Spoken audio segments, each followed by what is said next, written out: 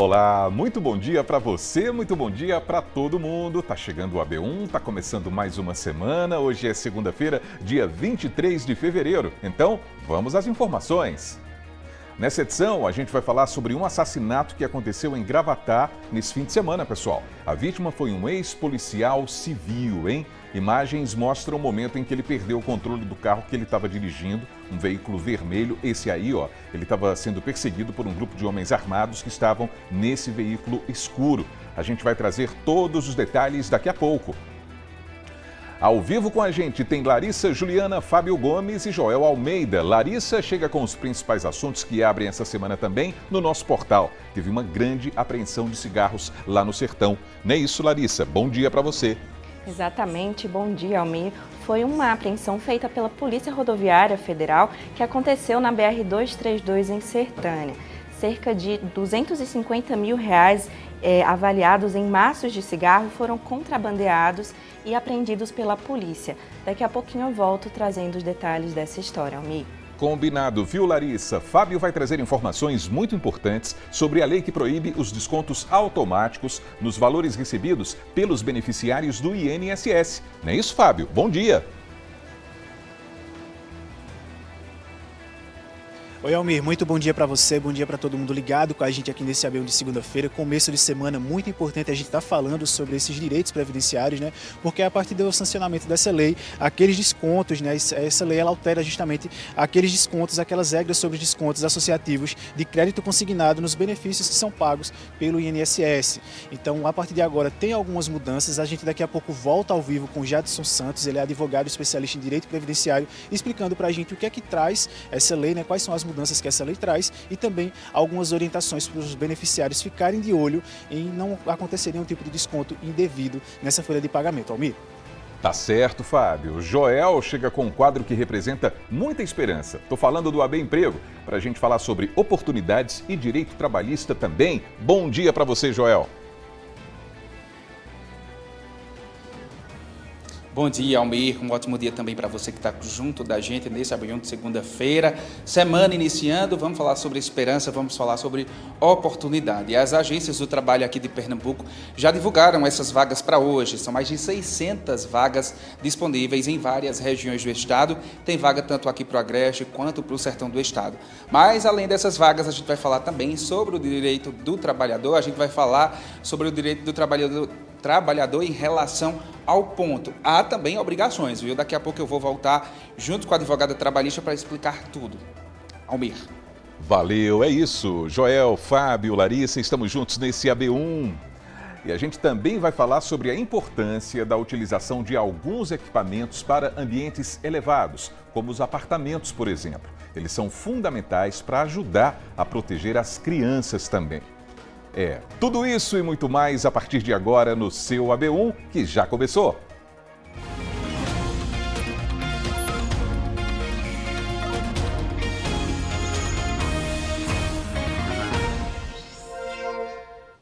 Muito bem, pessoal. 11 horas e 51 minutos. Vamos juntos nessa semana que está começando, aqui na telinha da TV Asa Branca, pelo nosso portal G1 Caruaru e Região e pelo Globoplay também. Aqui do lado você está vendo o QR Code que leva você para o nosso aplicativo para acompanhar o AB1 ao vivo e de graça pela internet. Para começar, a gente vai ver como é que está o clima aqui na capital do Agreste nesse instante, com essas imagens ao vivo. A previsão do tempo está dizendo que o dia deve ser de sol e assim com muitas nuvens e que à noite o tempo pode ficar mais fechadinho, parcialmente nublado. Agora os termômetros marcam 32 graus e a temperatura mínima não deve passar dos 19 por aqui.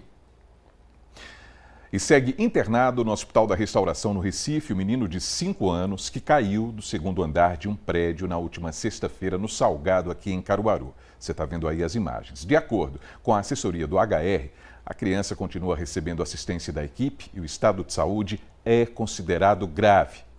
Então agora a gente aproveita para falar sobre os cuidados necessários em ambientes elevados, como varandas e lajes. Olha só. Quem mora em imóveis altos precisa ficar atento. Janelas grandes que dão vista para o céu são locais que atraem a curiosidade dos pequenos. Por pura inocência, o risco de uma criança cair de uma varanda é grande. Nayara Villanova é mãe de uma criança de 2 anos. Entre os locais que o pequeno Ravi gosta de brincar com seus brinquedos, dentro do imóvel, está a varanda. Ciente dos cuidados necessários para garantir a segurança do pequeno, a mãe adota algumas medidas desde que se mudou para o novo imóvel, num 13º andar.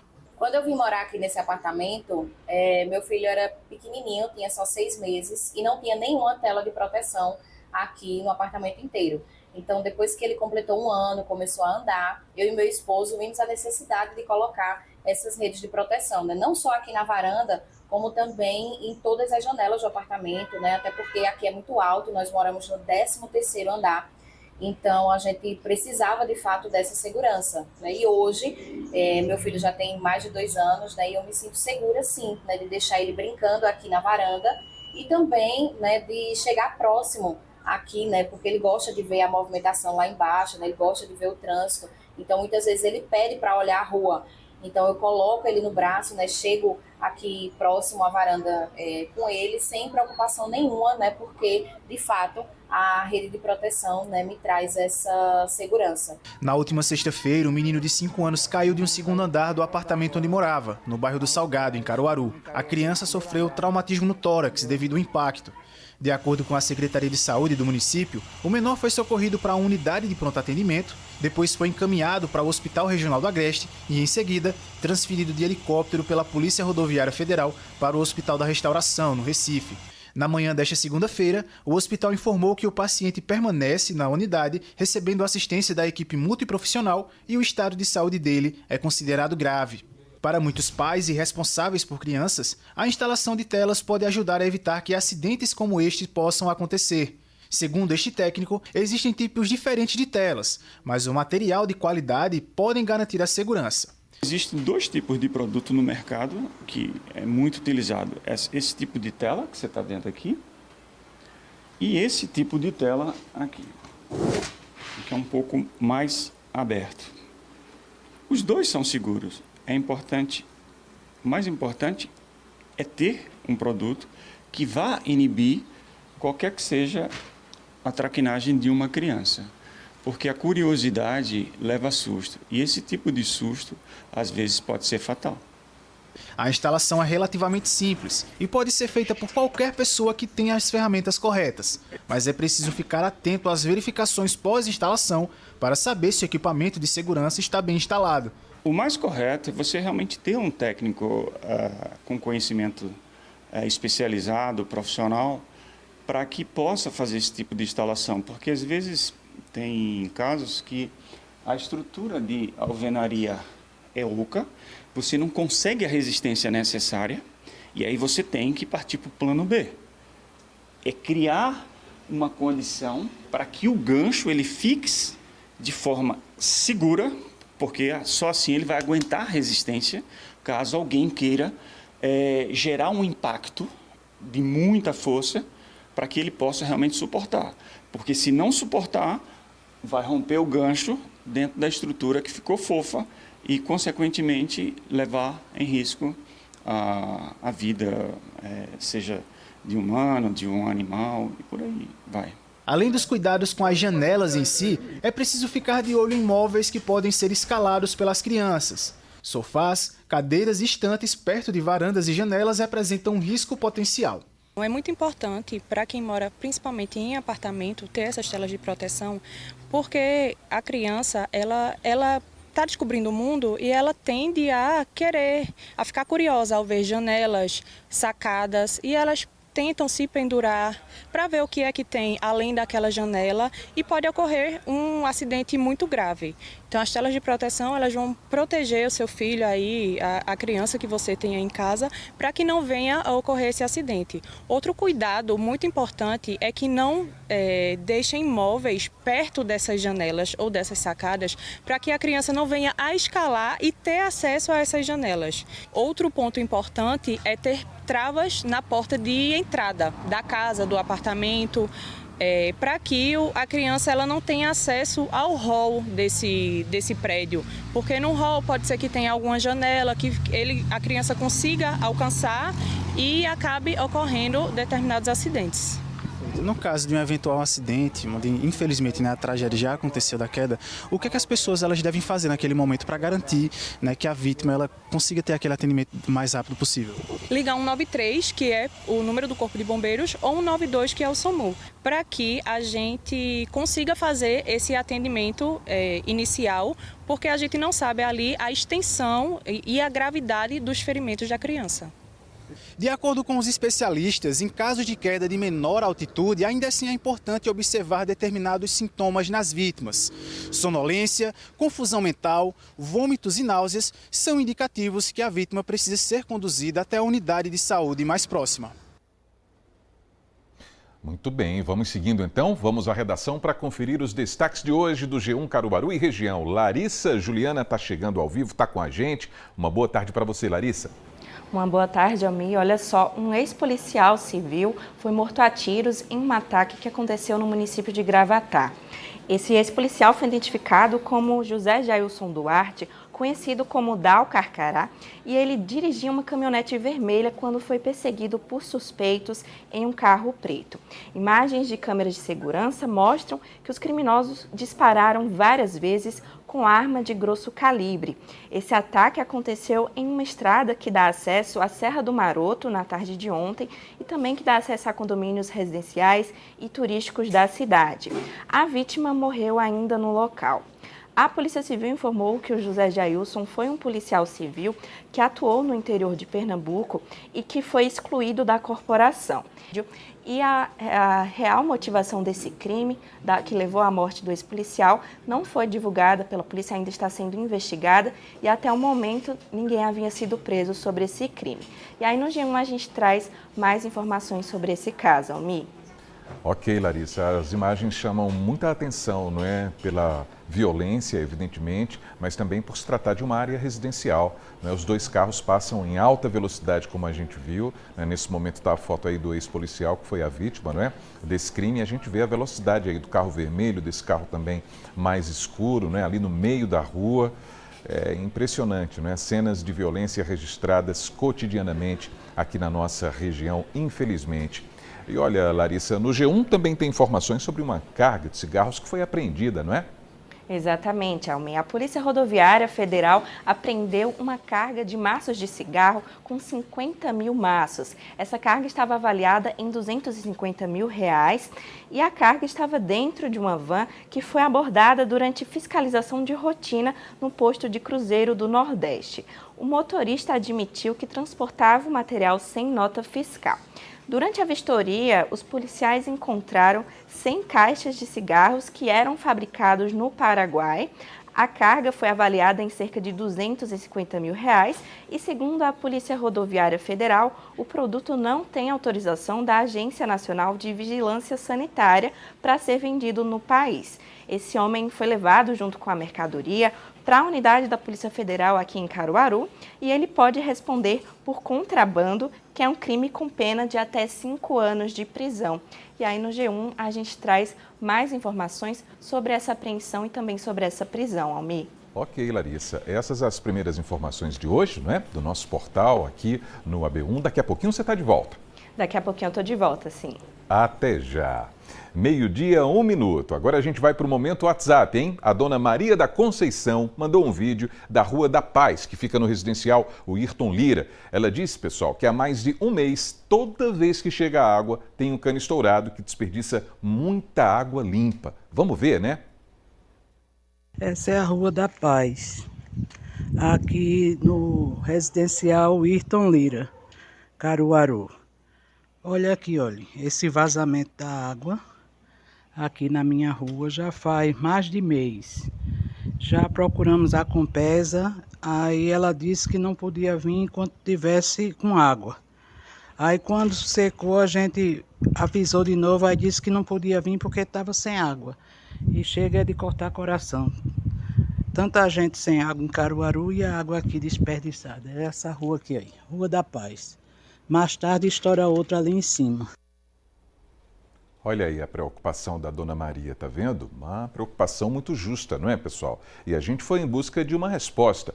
A Compesa disse que não tinha nenhum registro nos canais oficiais solicitando o conserto desse vazamento, diferentemente do que disse a dona Maria da Conceição. Ela disse que o pessoal já tinha entrado em contato, não é? Mesmo assim, a Compesa disse que uma equipe será enviada para tomar as providências necessárias. Bom, é uma boa notícia então e a gente espera que essa equipe resolva esse problema desse desperdício de água limpa, não é, dona Maria? Não dá, é com tanta gente aí com a torneira vazia, a gente vê isso, é de partir o coração mesmo.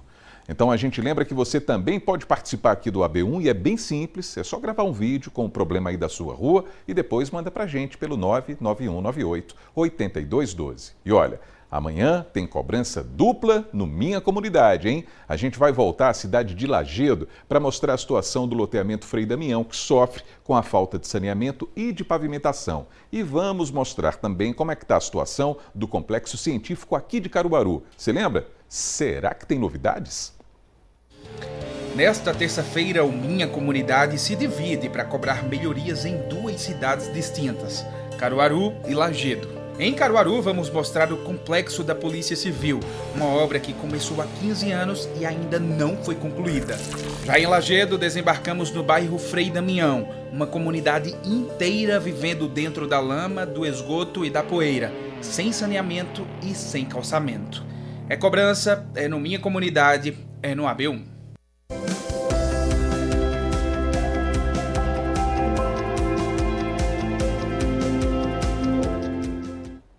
Muito bem, agora é meio-dia, 4 minutos, vamos de Emprego, momento esperado pelas pessoas que estão em busca de uma chance no mercado de trabalho. Quem está chegando ao vivo com todas as informações é Joel Almeida, não é isso, Joel? Boa tarde para você.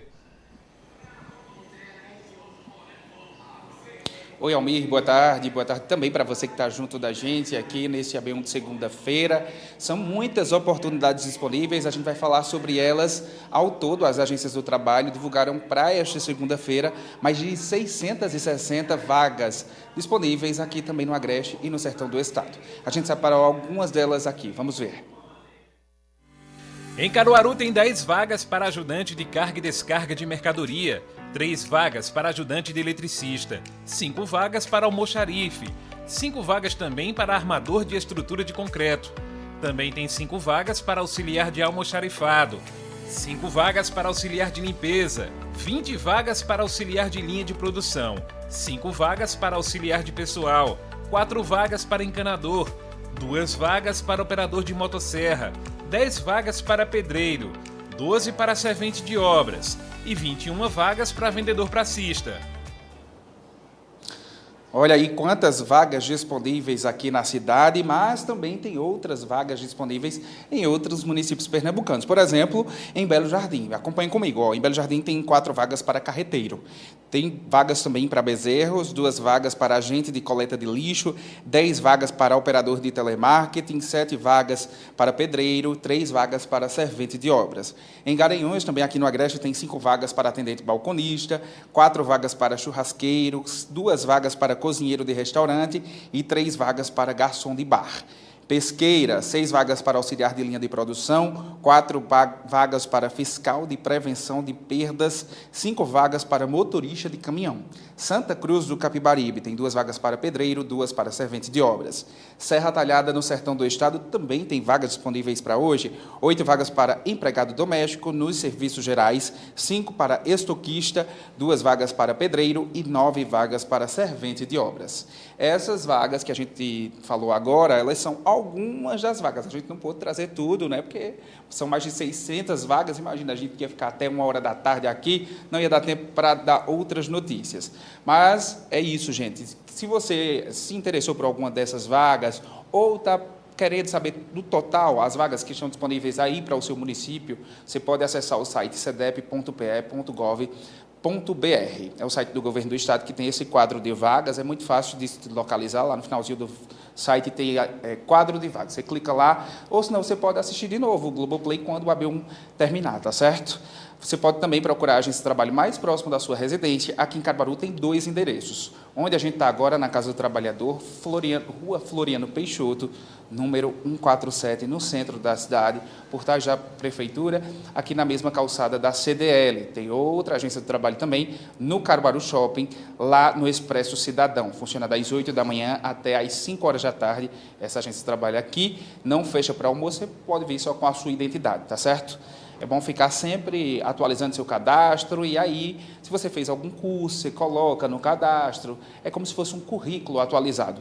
E aí fica bem mais fácil das empresas se interessarem por seu currículo, tá certo? Lembrando que você não paga nada.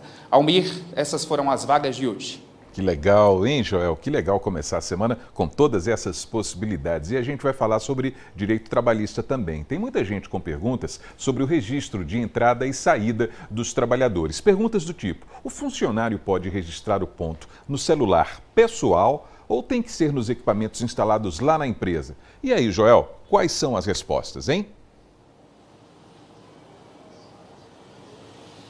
Oi, Almi, olha só, para ajudar a gente a responder essas questões e outras, a gente convidou a advogada trabalhista, a Gabriela Cardinali, que está aqui conosco.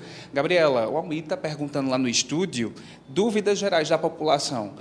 Quem precisa bater ponto, tem que bater com celular pessoal ou tem que ser com equipamento da empresa? A empresa tem que dar algum celular, por exemplo? Boa tarde. Boa tarde. Geralmente, por obrigação, quem precisa, né, fazer esse controle são as empresas que têm mais de 20 empregados.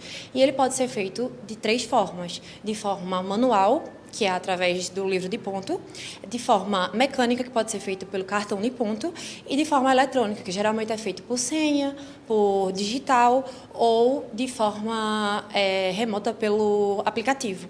E deve ser feito, aconselha-se que a empresa entregue um aparelho para que o empregado utilize, porque numa possível ação trabalhista, ele pode ser cobrado em relação a isso por o empregado estar usando o aparelho próprio. Inclusive, a Justiça Brasileira entendeu isso em uma decisão recentemente, né? Exatamente.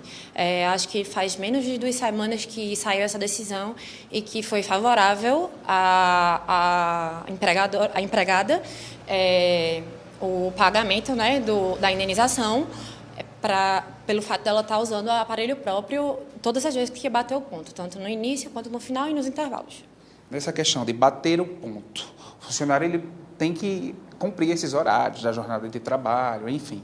Mas nessa questão, por exemplo, que ele percebeu que a empresa não foi muito justa, trocou ali o horário, de repente para não pagar a hora extra, o que é que ele pode fazer? De primeira, a gente aconselha que ele vá direto no RH para ver se não houve algum erro técnico de alguma questão, se for, por exemplo, um ponto eletrônico, ou até um mecânico mesmo, se o cartão não teve leitura, ou se ele esqueceu, eventualmente, de marcar no ponto manual. Mas se esse não for o caso, se for uma questão mesmo de má-fé da empresa, então ele vai procurar a Justiça do Trabalho para poder ingressar com ação contra a empresa para que ela responda, né, sobre esses valores que foram suprimidos em relação a ele. Pode ser hora extra, banco de horas, intervalos, adicionais noturnos, enfim, entre outras questões. A gente fala, Gabriela, de ponto eletrônico, ponto manual, desse registro do ponto. É uma forma da empresa ela saber se o funcionário está cumprindo esse horário, do funcionário também ter os direitos resguardados. Agora, quando o funcionário ele tem que cumprir, por exemplo, 8 horas por dia, 10 horas, e ele está chegando muito atrasado, esse horário pode ser compensado ou não? E o que é que pode acontecer com esses atrasos recorrentes em relação ao ponto? Se não for uma questão recorrente, ele pode ser compensado. Isso eles entram no banco de horas e a gente pode resolver de forma tranquila, né? O empregador, na verdade. Mas se isso for uma questão que acontece de forma recorrente, ele pode ser, de primeira, advertido. Posteriormente, pode ser suspenso e até ser demitido por justa causa. Então, é bom que o empregado, inclusive a tolerância é de 5 minutos na entrada e 5 minutos na saída, e também isso vale para os intervalos. Então, é bom que o empregado ele não ache que essa tolerância é como se fosse uma extensão do horário dele. Ele cumpra direitinho os horários, porque se for passando de forma reiterada e o empregador entender que ele está fazendo isso de má fé, ele pode ser, inclusive, demitido por justa causa. Muito obrigado pelas informações, dúvidas esclarecidas. É isso, Almir, eu volto com você no estúdio. Obrigado, viu, Joel? Informações importantes para o trabalhador e para a trabalhadora que nos acompanham agora ao vivo nesse AB1. Bom trabalho para você, Joel. Como a gente sabe, muita gente segue em busca de uma oportunidade de emprego. Mas você sabia que o currículo continua sendo um dos pontos principais ali na hora de fazer uma contratação? Por isso, a elaboração do currículo é fundamental para entrar no mercado de trabalho. Veja na reportagem. Entrar no mercado de trabalho pode ser uma tarefa considerada complicada para uma parcela da população. Uma das principais orientações é preparar um currículo atrativo e que comunique as necessidades da vaga para o recrutador. O currículo pode abrir ou fechar portas para as vagas desejadas. Fazer o documento da forma ideal é de suma importância. Informações acadêmicas, pessoais e experiências profissionais são o carro-chefe para conquistar a atenção do recrutador. O currículo é o principal documento que vai dar a oportunidade do interessado a conseguir a vaga desejada. Para aqueles recém-formados que não têm tanta experiência profissional, uma das saídas principais é encontrar cursos complementares para mostrar engajamento, mesmo sem ter experiência profissional. Para pessoas que são recém-formadas, mas que passaram um tempo longe do mercado de trabalho, evidenciar cursos extras que foi feito durante esse tempo. Para quem é recém-formado ou está se formando, evidenciar atividades extracurriculares, projetos de extensão, vai trazer um peso bem grande, porque por mais que você não esteja prontamente no mercado de trabalho, mas vai mostrar o engajamento que você teve e vai dar a perspectiva que você é um profissional comprometido. Antes mesmo da confecção do currículo, é importante estar atento ao que a empresa oferta e o que ela deseja do candidato. Conhecer a cultura empresarial, as missões e os valores da instituição podem auxiliar o candidato no que focar na hora de preencher as informações. Após o envio do currículo, vem uma das fases mais temidas, a entrevista de emprego. Ficar cara a cara com o entrevistador pode causar nervosismo e ansiedade. Para este especialista em análise de perfil, a saída ideal para tentar controlar a situação é fazer uma pesquisa prévia e se preparar para o que está por vir. Uma dica que eu trago bastante é sobre treinar antes do processo de estar frente a frente com o entrevistado. Por quê? Eu no espelho eu consigo ali ver meu gesto, a minha fala, se eu estou falando acelerado. Então eu posso treinar antes, de acordo com as informações que eu coletei da empresa, para que eu possa ter mais segurança de fato no momento da entrevista. Isso é uma dica normalmente básica, mas que é essencial para quem lida com o processo seletivo e quem participa com o processo seletivo.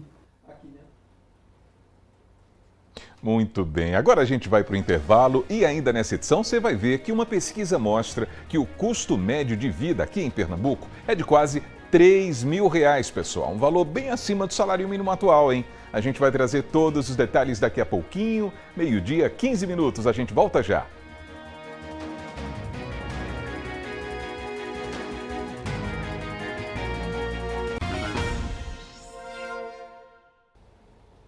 O seu AB1 está de volta, 12h, 17 minutos, e vamos até o Agreste Meridional para ver como é que está o tempo lá em Garanhuns. Na Cidade das Flores, o dia deve ser assim, de sol, com nuvens mais claras inclusive. À noite, o tempo pode ficar um pouquinho mais fechado. Agora, os termômetros marcam 31 graus na Cidade das Flores e a mínima não deve passar dos 18. E por falar em Garanhuns, o fim de semana foi de muita chuva por lá, hein? No sábado à tarde foi registrado um acumulado de 50 milímetros, de acordo com a Defesa Civil da cidade. Olha essas imagens aí. Teve trecho em que a água se juntou à lama. A rua parecia uma cachoeira. No bairro do Magano, a chuva arrastou e danificou alguns carros, como você está vendo aí também. De acordo com a Secretaria de Infraestrutura, Obras e Serviços Públicos de Garanhuns, não houve vítimas nem desalojados. A previsão da APAC indica a possibilidade de chuva fraca a moderada até a sexta-feira, com volumes entre 30 e 55 milímetros em Garanhuns. O agente da Defesa Civil, Fábio Antônio, falou sobre as ocorrências registradas lá na cidade. A Coordenadoria Municipal de Proteção e Defesa Civil, desde as primeiras horas das chuvas do último sábado, vem fazendo sua vistoria nas suas áreas de risco, bem como contabilizando os danos à infraestrutura urbana do nosso município, repassando possíveis casos tanto para a Secretaria de Infraestrutura, Obras e Serviços Públicos, como também, se caso for necessário, para a Secretaria de Meio Ambiente, como, por exemplo, uma queda de árvore, certo? Até agora, contabilizamos 3 residências que foram afetadas pelas fortes chuvas, certo? Como também contabilizamos alguns danos à infraestrutura urbana. Referente às infraestruturas urbanas, repassamos as informações para a Secretaria de Infraestrutura, Obras e Serviços Públicos, a qual já está tomando as medidas cabíveis para garantir o direito de ir e vir do cidadão. Muita água por lá, hein? Meio-dia, 19 minutos. Passado o período de carnaval, os estoques de sangue estão em baixa no Hemop, porque a demanda hospitalar segue em alta. Então, o Hemop convida as pessoas que estão aptas a doar nesse momento delicado. Fábio Gomes está chegando com essas informações agora. Fábio, boa tarde para você. Oi, Almir, muito boa tarde para você, meu amigo, mais uma vez. Boa tarde para todo mundo que acompanha a gente aqui no AB1 de hoje. Realmente, a gente vem falando sobre o Hemop. Nós fizemos, inclusive, acompanhamos a campanha de carnaval do Hemop, de acordo com o pessoal aqui. Essa campanha foi muito positiva, mas é importante sempre convidar os doadores, as pessoas que estão aptas a fazer esse gesto tão solidário, a vir ao Hemop para fazer essa doação. Eu estou conversando aqui ao lado hoje, ao vivo, com a Maria Menezes, ela é assistente social aqui do Hemop. Maria, você estava me contando agora há pouco a situação do estoque aqui agora, nesse momento. Como é que ela está? Bom dia a todos, boa tarde. Nós estamos com o estoque estável, né? A gente pode dizer que o estoque está estável, mas a gente precisa continuar com esse estoque, atendendo os hospitais, as emergências, as cirurgias, os pacientes que precisam de sangue.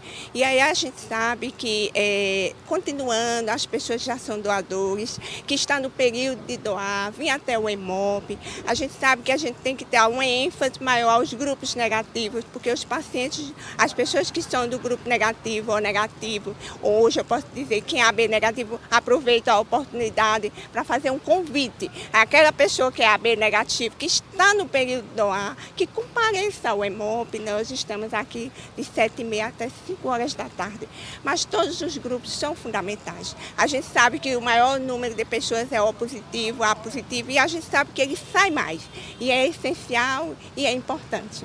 Tem algum grupo sanguíneo específico nesse momento que está em baixa? O AB negativo. Todos os grupos negativos a gente precisa muito, mas o AB negativo tem uma bolsa na casa. Então, se a gente tem uma bolsa, a gente praticamente não tem nada. Então, é isso que a gente aproveita a oportunidade para convidar quem é desse grupo. Porque no Brasil, 0,5% da população é este grupo sanguíneo. Aí, esse em especial, mas todos. Está no período, porque a gente sabe que a doação de sangue habitual, a gente ter o hábito de doar, isso faz com que os estoques se fortaleçam e a manutenção permaneça. É importante, você está no período, se pelo menos todos os doadores que estão cadastrados voltassem no período para doar, a gente sabe que tem aquela questão do trabalho, do afastamento, mas pelo menos uma vez ao ano. A gente tem mais de 50 mil doadores cadastrados aqui em Caruaru, pelo menos uma vez ao ano, a gente ficaria com estoque de sangue razoável, que a gente pudesse atender toda a demanda. Perfeito. Só para a gente reforçar o horário de funcionamento aqui do Hemop durante os dias da semana? É de 7h30 até 5 horas da tarde. E quem pode doar, está bem, trazer um documento, né? Homens e mulheres, está no período de doar, o peso acima de 50, alimentado, descansado, procura o Hemop para fazer sua doação. Perfeito, Maria. Muito obrigado pela participação com a gente ao vivo aqui no AB1. E é isso, Almir. Fica o convite para os doadores, as pessoas aptas a fazer esse gesto tão bonito, né? A partir de uma doação que dura em média 15 minutos, uma pessoa pode estar salvando até 4 vidas. Então fica o convite para estar vindo aqui ao Hemop, diretamente aqui no Hemop, para estar fazendo essa doação. Volto contigo, Almir. Perfeitamente, Fábio. Valeu essa convocação em nome da vida. Bom trabalho para você, Fábio. Valeu.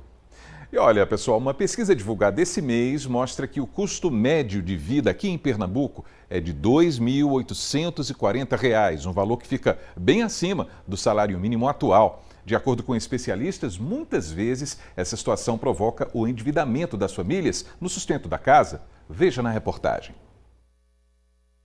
A pesquisa realizada pelo Serasa em parceria com o Instituto Opinion Box teve o objetivo de identificar o custo de vida no estado.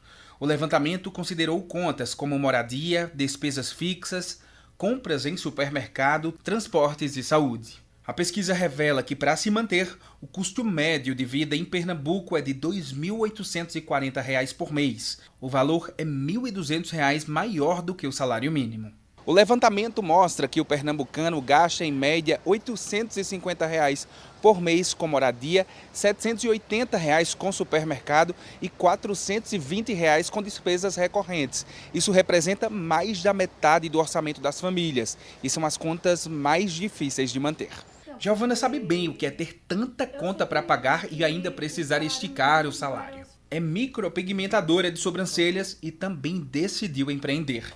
Abriu uma loja online em agosto do ano passado de moda feminina com fabricação própria. No final do mês, quando você junta energia, luz, mercado, tudo isso hoje realmente ultrapassa o salário mínimo, né? Então, a saída que eu vi realmente foi o empreendedorismo.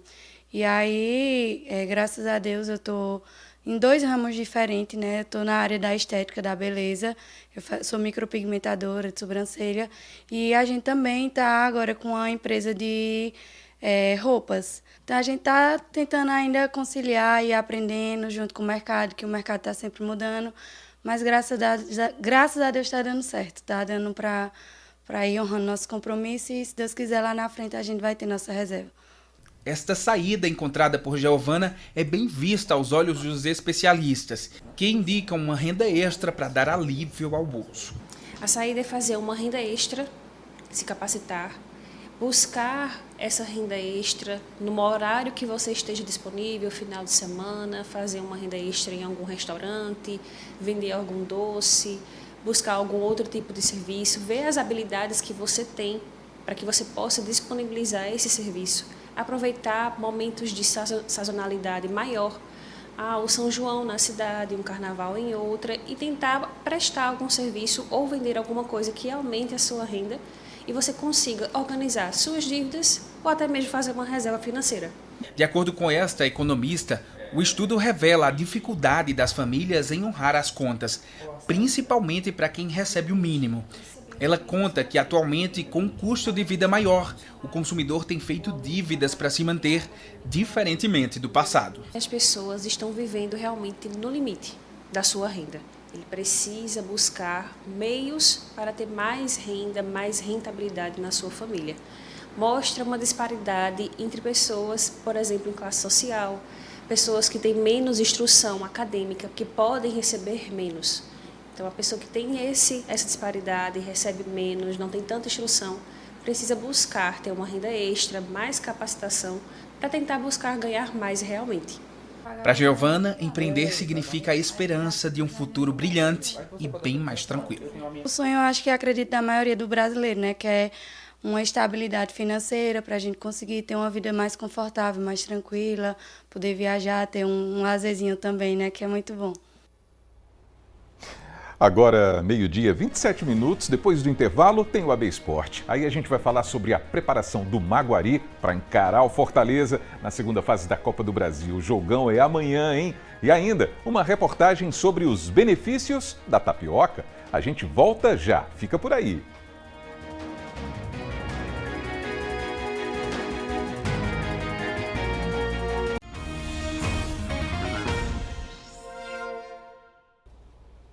Então o AB1 está de volta para você, meio-dia, 29 minutos agora. Vamos dar uma olhadinha na previsão do tempo em outras cidades da nossa região também, começando por Gravatá, aqui no Agreste. Olha lá, mínima de 21, a máxima pode chegar aos 30 graus. Indo para a Zona da Mata tem Joaquim Nabuco, mínima de 22 graus e a máxima pode alcançar os 31.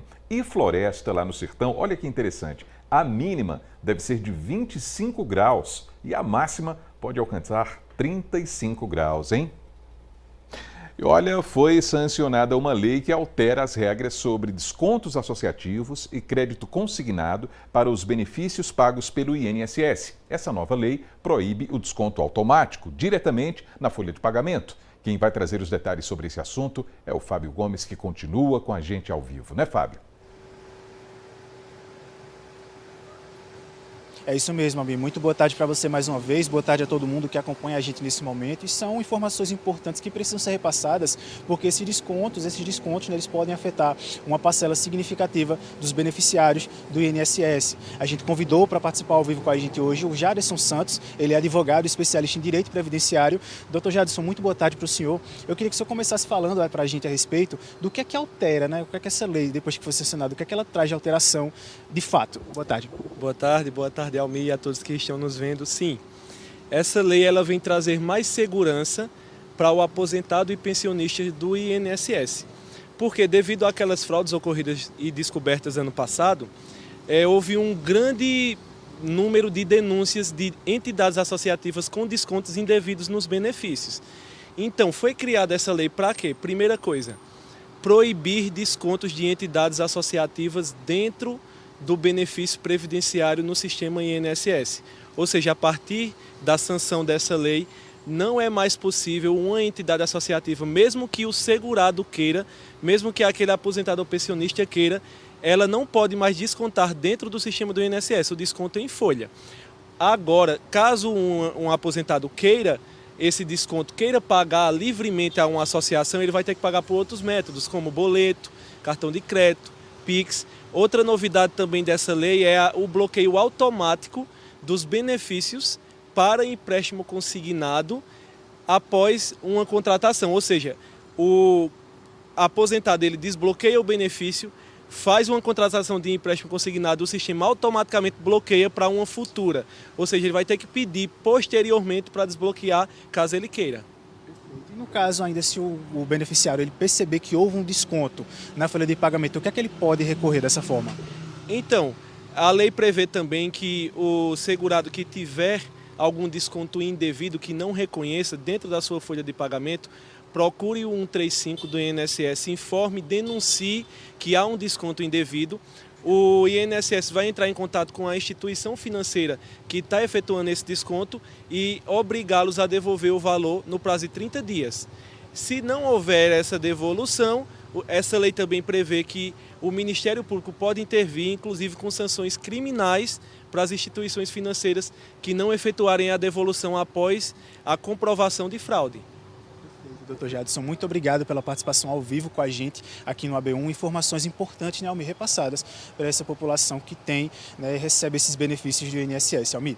Exatamente, Fábio, exatamente. Muito obrigado pelas informações. As informações chegaram com essas orientações importantes para esses beneficiários, né? Houve aquele escândalo no ano passado, né? Aquela grande fraude do INSS, e é bom a gente saber que medidas estão sendo tomadas para evitar que aquilo aconteça de novo. Muito obrigado, viu, Fábio? Vamos voltar para a redação agora, porque Larissa Juliana tem outros destaques do nosso portal e tem oportunidades em seleções e concursos, ou seja, tem notícia boa também no G1, não é isso, Larissa?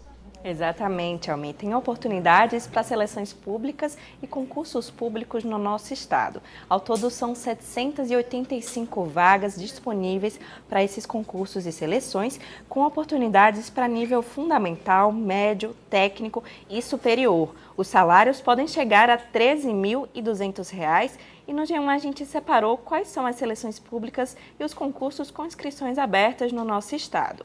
E olha, na Prefeitura de Cabo de Santo Agostinho, são 672 vagas com inscrições que estão abertas até hoje. Já a Universidade Federal do Vale do São Francisco oferece 45 vagas para professores com salários que passam de R$ 13.000. Em Petrolina, há 19 vagas em seleção simplificada e a Prefeitura de Terezinha está com inscrições abertas para 49 oportunidades de nível médio, técnico e superior. Os editais e também prazos para inscrições e os links para efetuar as inscrições podem ser acessadas na matéria completa do G1, que traz o listão com todas essas oportunidades. Almir? Muito bem, Larissa. Daqui já fica a nossa torcida para essa turma que vai encarar, não é? Todas essas possibilidades aí de uma carreira profissional com segurança, estabilidade também. E no G1 tem informações a respeito de um pernambucano que conquistou um prêmio de arquitetura, Larissa. Exatamente. Olha, uma casa simples do Agreste de Pernambuco conquistou um espaço e um prêmio internacional de arquitetura após o pernambucano Zé Wagner reformar a casa da mãe dele e chamar o projeto de Casa de Manhinha. Essa casa fica em Feira Nova e venceu o prêmio internacional do site ArcDaily. A obra começou no ano passado com o objetivo de melhorar a qualidade de vida da mãe do arquiteto, que tem problemas respiratórios e é uma costureira. A casa original foi construída na década de 80 pela própria família, que produziu até os tijolos. O Zé Wagner contou pra gente um pouquinho dessa história e também como foi o processo da reforma. Vamos conferir? Meus pais se casaram, acho que na década de 80, e eles construíram a casa com as próprias mãos. O nordestino naquele tempo não comprava tijolo. Ele tinha um pedaço de terra e da sua terra fazia a sua casa com essa técnica que a gente conhece hoje como tijolo de adobe, né? Eu me deparei com dois desafios grandes. Transformar a casa sem perder a memória. trazer esses benefícios e esse programa, né, de necessidades, que era melhorar a saúde do ambiente sem perder a memória e também o custo. A gente criou alguns assentos, né, algumas áreas de permanência, alguns bancos. Essa mesma cerâmica, a gente trouxe a placa de forno de casa de farinha. Então, assim, as pessoas utilizavam aquilo para assar beiju, para fazer farinha. E a gente pegou essa placa, colocou na fachada e fez uma faixa. Teve uma solução que a gente criou no ambiente interno com cobogós. Cada peça de cobogó foi R$12, assim. E a gente usou 11 peças de cobogós na sala e criamos um efeito de iluminação, assim, que foi coisa de cinema. Para resumir, a gente criou uma casa experiência. Então foi um projeto simples, mas de grande impacto. Eu acredito que limitações, elas não travam o projeto, elas pedem novos caminhos. E olha, esse projeto inovador foi o único brasileiro finalista em 15 categorias dessa premiação de arquitetura internacional. Esse projeto foi pensado para ser econômico e também sustentável, aproveitando os materiais aí com baixo custo. E mesmo com uma equipe pequena e baixo orçamento, o resultado ganhou um reconhecimento e o Zé Wagner chamou a atenção e foi convidado a participar da premiação após publicar vídeos nas redes sociais que mostrava a reforma. É um projeto muito bonito que reúne aí memória, identidade, sustentabilidade e também identidade regional. E aí a gente traz todos os detalhes dessa história no nosso portal, Mi. Muito legal essa história também, Larissa. Olha que beleza de casa, hein? Casa de manhinha. Tá aí, ó, o reconhecimento nacional. Valeu, Larissa. Muito obrigado, então, pelos destaques de hoje, hein? Bom trabalho para você aí na redação e até amanhã. Obrigada, Almi. Até amanhã. Valeu. Vamos para o AB Esporte agora, porque amanhã tem time aqui do interior em ação para um grande desafio e um desafio nacional, hein? Matheus Antunes está ao vivo com a gente e traz os detalhes agora. Vamos falar sobre Copa do Brasil, sobre Maguari. Não é isso, Matheus? Olá, Almi. Boa tarde para você, meu amigo. Uma excelente tarde para todo mundo aí do outro lado da telinha, acompanhando o AB1. Então, tudo bem, né, por aí? Pois é, Almi. Amanhã, o Maguari, o time Orgulho de Bonito, vai entrar em campo para enfrentar o Fortaleza, um dos gigantes nordestinos. Inclusive, pessoal, é a primeira vez que o clube viaja de avião. É o Aéreo Maguari. Quem segura esse time, hein? Vai jogar lá na Arena Castelão e a animação dos torcedores. E da cidade, como é que tá, hein? Vamos ver agora na matéria de Franklin, Portugal. Bonito, das belas cachoeiras. Olha só, dá o que falar, cenário para ficar na mente, sem dúvida. Só que outro assunto vem chamando mais a atenção nas rodas de conversa pelas ruas daqui. Boa parte dos 40 mil habitantes só querem falar de Copa do Brasil. O Maguari, time da casa, tá na segunda fase. E que venha o Fortaleza no Castelão. Muita alegria para Bonito, é orgulho de Bonito. E a população, os torcedores estão juntos? Estão juntos. É uma coisa que o Bonito está vivendo faz tempo que torcia, né, que voltasse o Maguari de volta aí, tá voltando com tudo. E vamos torcer aí por vencer o Fortaleza, eliminar o Fortaleza aí, se Deus permitir. O Maguari faz história. É a primeira participação na Copa do Brasil. Passar pelo Laguna do Rio Grande do Norte na primeira fase por 1-0 ajudou ainda a reforçar os cofres. E não só, abriu caminho para elevar as expectativas. É isso mesmo, pelos ares também é novidade. É o primeiro voo da história do Maguari. Confronto inédito fora do estado. E não vai ser mole dar o jogo pro Fortaleza também não. O Maguari vai jogar para cima deles. Tem que mostrar confiança. E o Maguari joga bem. Não vai dar moleza não. O que faz o torcedor do Maguari estar confiante numa hora como essa? O torcedor do Maguari está confiante, né? A gente fica aqui na torcida aqui. É muita gente também, vibrando, tudo. E a gente estamos confiantes mesmo, porque o time vai para lá, né? Vai jogar bem e vai se mostrar bem. Tem que ir para frente e jogar com confiança, né? Jogar com confiança, não dá moleza. A torcida de Bonito sempre tá junta, gera aquela confiança necessária, diante de um adversário que é favorito e joga em casa. Cara, é futebol, né? A gente for lá em Fortaleza pensando que a gente vai buscar uma derrota, é melhor a gente ficar aqui. Creio que a gente vai trabalhar forte esses 5 dias que nós temos premiado, e a gente já provou isso contra time grande da capital, né? A gente provou isso, que a gente tem condições de ganhar, então a gente trabalhar para ir lá em Fortaleza ganhar, começar o primeiro tempo como a gente começa e terminar o segundo tempo como a gente começa o primeiro tempo. A gente sabe a dificuldade de chegar nessa situação, principalmente o Maguari, que é a primeira vez que participa de uma Copa do Brasil e vai enfrentar uma grande equipe que é o Fortaleza, então eu acho que é só aproveitar mesmo. Querendo ou não, ter um friozinho na barriga, que é normal, acho que é aproveitar também. Sabemos que é difícil você jogar grandes jogos assim num clube igual o Maguari, então é aproveitar mesmo, cara. E entender que a gente se torna mais forte a partir do momento que a gente trabalha em cima das nossas convicções. Então vamos enfrentar aí uma grande equipe do Brasil, principalmente a nível Nordeste, mas os atletas estão mentalmente preparados para isso, taticamente, tecnicamente estão preparados para o jogo, e a gente espera que a gente possa desfrutar do jogo, do tamanho do que o desafio vai ser o jogo. E em meio a este momento especial do Maguari, tem a história do goleiro Keu. Keu é natural daqui mesmo da cidade de Bonito. Foi segurança de escola, trabalhou para a prefeitura por mais de uma década. Se tornou profissional somente aos 30 anos de idade. Algo super inusitado dentro do futebol. Keu faz parte do Maguari desde 2022, quando o clube foi reativado. E como será que o filho da terra encara tudo isso que vem ocorrendo? É um momento especial, não só para mim, como o clube e a cidade, que sempre abraçou, né, o esporte da cidade. E é um time que a cidade abraça porque tem muito amor, né? Porque tem muitas raízes lá e lembranças boas. Desafio daqueles, mas sempre tem aquela luz de esperança. Vale sim sonhar na Copa do Brasil.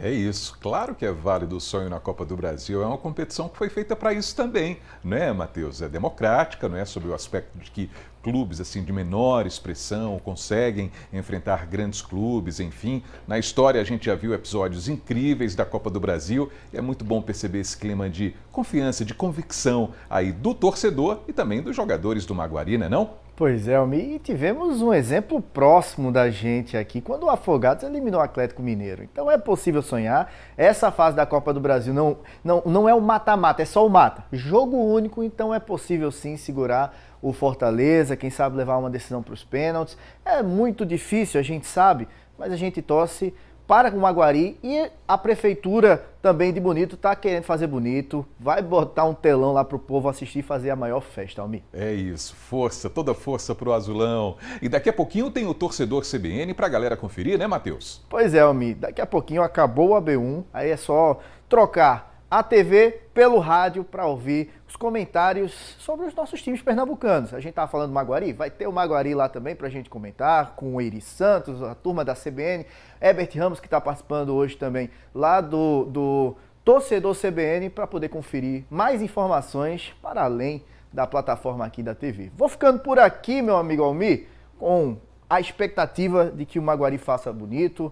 Amanhã a gente traz mais sobre o time que vai disputar a Copa do Brasil, mas para quem quiser acompanhar mais também informações, é só acessar o nosso portal GE Caruaru Região, que lá tem tudo preparadinho para você aí do outro lado da telinha. Forte abraço, meu amigo Almir, e o pessoal de casa, um cheiro para vocês. Maravilha, Mateuzinho, valeu, grande abraço para você e até amanhã. E vamos seguindo com o seu AB1. No café da manhã, no lanche, no jantar, a tapioca é uma das preferências populares. Alimento de fácil digestão, preparo simples, é uma importante fonte de energia e uma aliada na dieta de muita gente. E olha, para os nutricionistas, uma tapioca bem recheada pode até substituir uma refeição. Encontramos goma artesanal para tapioca sendo vendida a granel. Este pacote com meio quilo custa R$ 6. Nesta loja, que fica na parte interna, o saco com 1 quilo da industrializada sai a R$ 8,50. Seu Tarcísio disse que por semana vende umas 15 unidades e que o produto tem sido procurado por muita gente que gosta de praticar atividade física. Eles chegam aqui falando realmente da parte de nutricional, né? Que dá muita energia. Como houve essa intensificação do pessoal de malhando, crossfit, academia, muita corrida, então realmente aumentou bastante a venda da goma de tapioca. Aqui também vende a tapioca já pronta, em vários restaurantes e lanchonetes. Dona Maria das Dores, que tem um comércio dentro do mercado, prepara com vários recheios. Charque, frango, coco, queijo, calabresa, também sai arrendada, doce de leite e leite condensado. Os preços variam entre R$ 5,00 até R$ 12,00, dependendo dos ingredientes. A comerciante contou que é apaixonada pelo que faz. Eu amo fazer tapioca. Eu vi a minha mãe fazer, outras pessoas fazer, aprendi e eu gosto de fazer. Penso que eu gosto mesmo. Tapioca é uma das comidas preferidas de Dalila. Ela falou que ela mesma é quem faz em casa. Eu costumo colocar ovo, né, batido, mexido. Pego 2 ovos, bato, coloco na frigideira, coloco uma camada de queijo coalho e depois eu polvilho a tapioca em cima, vira tipo uma panquequinha. Para termos uma receita ainda mais rica e saudável, fomos até a casa de Naomi, que é nutricionista. Ela falou sobre as características e qualidades desta iguaria. A gente precisa complementar essa goma de tapioca porque, como ela vem da mandioca, ela passa por esse processo de refinamento e as principais fibras dela são retiradas. Então, por isso que é interessante a gente acrescentar chia, linhaça, semente, para ter fibras aí nessa refeição. É indicado para quem faz atividade física por quê? É super indicado, é um ótimo aliado, principalmente para aquelas pessoas que estão buscando ganhar massa muscular, porque em pouca quantidade de goma a gente tem mais calorias, que geralmente as pessoas que fazem atividade física que querem ganhar massa muscular precisam comer um pouco mais. Para uma opção de preparo, separou os ingredientes. Na massa usaremos 2 colheres de sopa de goma de tapioca, 1 colher de sopa de semente de abóbora e de pepita de girassol misturadas e 1 pitada de sal. Para o recheio, 2 colheres de sopa de frango temperado, cozido e desfiado e 1 colher de sopa de creme de ricota ou de requeijão. Vamos ao preparo? Começa pela massa.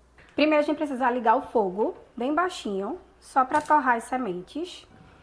E antes de colocar as sementes, a gente coloca um fiozinho de azeite na frigideira e pincela esse azeite na frigideira, espalhando bem. A gente vem agora com as sementes. E a gente coloca aqui a quantidade da goma de tapioca, forrando essas sementes. Depois acrescenta a pitada de sal. Na sequência, vai observando que a massa começa a ganhar firmeza.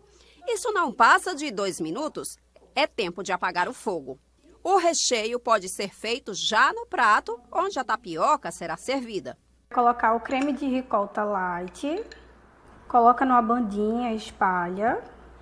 E agora a gente vem com o frango desfiado e coloca por cima do creme de ricota. E agora fecha a nossa tapioca. Dependendo do tipo do recheio, pode até ficar como uma refeição. Ela pode substituir uma refeição se ela for completa, a gente colocando fibras e proteína também recheando ela, que é o maior erro das pessoas, é consumir tapioca só com a manteiguinha ou com o queijo. E aí não dá pra gente fazer uma refeição completa apenas com isso, mas colocando recheio, dá sim. Fica a dica, não é, pessoal? A seguir, a gente vai ver como foi a trilha que o João Gomes puxou nesse domingo no Recife para encerrar o carnaval e chamar o São João. A gente volta já. Olha aí as imagens, olha quanta gente. 12h, 49 minutos agora.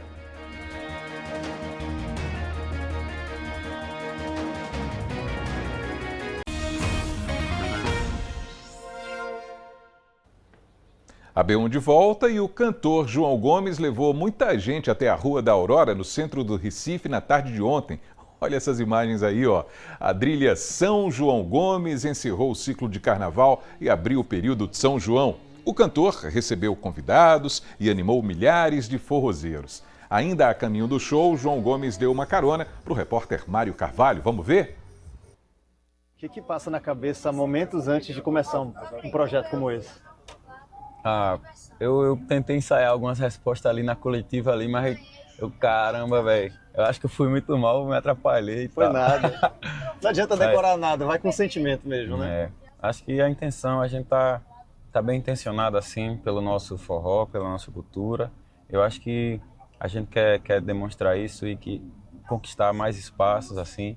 E eu sei que eu não vou nem falar sobre respeito assim, porque eu acho que a gente por ser forrozeiro, já já tem aquele respeito do coração brasileiro, mas que a gente alcance novos espaços assim, novas oportunidades. Eu acho que fazendo esse tipo de movimento a gente tende a alcançar bem mais coisas. Da onde surgiu a ideia de fazer esse projeto? Acho que a gente sempre fez o São João e colocou o tema São João Gomes, né? Aí, esse ano, tipo, pela experiência, assim, que a gente entendeu que tinha que fazer realmente um movimento diferente, assim. Não deixar pra em cima da hora. São na Globo aí, olha véio. Só. Caramba, aí, velho, a turma. Que massa, meu irmão. O que significa para você fazer parte de um movimento que representa tanto a nossa cultura assim? Eu escrevi ano passado num caderninho meu que, por exemplo, música é movimento, né, velho? Música vai além do instrumento, de você estar ali só. É quando você consegue movimentar as pessoas assim, para lhe ajudar, né, velho? Para torcer por você, para lutar por você. Acho que a gente não consegue fazer nada sozinho. Cara, cada resposta que tu dá, eu vejo um brilho no teu olho, falando do próprio trabalho, do trabalho dos colegas, falando de São João, falando de forró. É sempre essa sensação, essa ansiedade, essa felicidade em fazer esse trabalho. Sem o nosso trabalho a gente não é nada, né, velho? Quando a gente pensa em ser alguém na vida quando é criança, a gente pensa em ter um trabalho digno, assim, já que Deus me deu esse trabalho, essa oportunidade. Então que a gente possa cuidar dele assim, com esse carinho, cuidar das pessoas que zelam para a gente chegar mais longe, respeitar cada etapa disso é fundamental. Só para a gente finalizar, São João está só começando. É isso mesmo, simbora. E depois de tanta expectativa, João Gomes fez a alegria da galera em clima de festa junina. Vamos ver? Ainda é fevereiro, mas o Recife já trocou o frevo pelo forró. Na Rua da Aurora, no centro da cidade, a música anuncia ao país que o calendário virou a chave. A Trilha São João Gomes transformou o Recife no marco oficial da temporada junina no Brasil. Tudo é São João, carnaval e emenda com São João. Maravilhoso show de João Gomes, muito bom. Ontem, o cantor pernambucano João Gomes subiu em um trio elétrico e puxou uma multidão pela Rua da Aurora, no bairro de Santo Amaro. O percurso, com cerca de 800 metros, foi da Avenida Mário Melo até a Avenida Norte, próximo à Ponte do Limoeiro. Momento que marcou a abertura do projeto São João Gomes, que pretende percorrer diversos estados e até ganhar edições internacionais. Inspirada nas tradicionais trilhas juninas que marcaram o interior de Pernambuco nos anos 1990, a iniciativa resgata o formato de trio elétrico de forró, bandeiras, sanfona e povo na rua. Energia demais, excelente! Excelente! Amo São João, e São Pedro e Santo Antônio.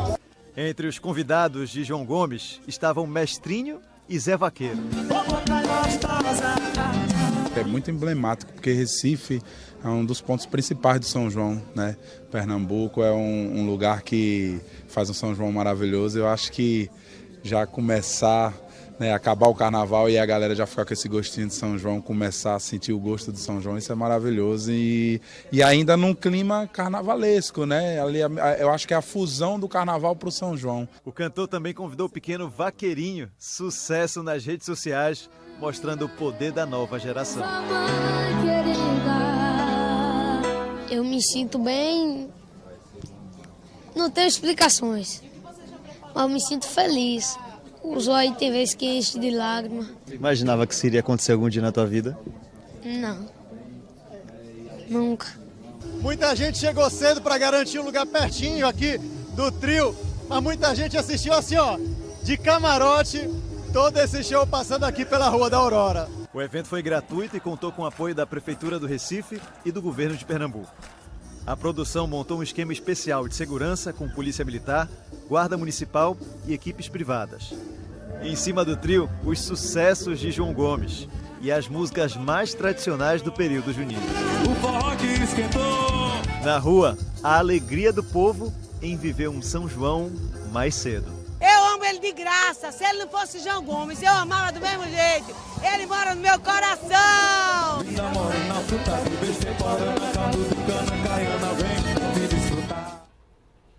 E amanhã tem o Me Conte Sua História. Olha só o que vem por aí. Ele não amputação em parte do braço esquerdo, por causa da rubéola que afetou a gestação da mãe. Yuri sofreu preconceito em Belo Jardim, no agreste do estado onde mora. Mas encontrou no Taekwondo motivação. Hoje conhece diversos países e é o 8º no ranking mundial dentro da categoria dele. Você vai ver aqui, exemplo, os passos deste para-atleta. Não me conte sua história. É amanhã e daqui a pouquinho tem o Panorama CBN. Hoje a gente vai conversar com a promotora de Justiça do Ministério Público de Pernambuco, Ana Arrochelas. Vamos falar sobre a atuação do MPPE junto aos adolescentes aqui no estado. O Panorama começa às 2h na Rádio que Toca Notícia e a gente se encontra por lá. O seu AB1 dessa segundona está ficando por aqui, agradecendo demais a sua presença aí do outro lado e a gente volta a se encontrar amanhã a partir das 11h45, se Deus quiser. Grande abraço, pessoal, e até lá!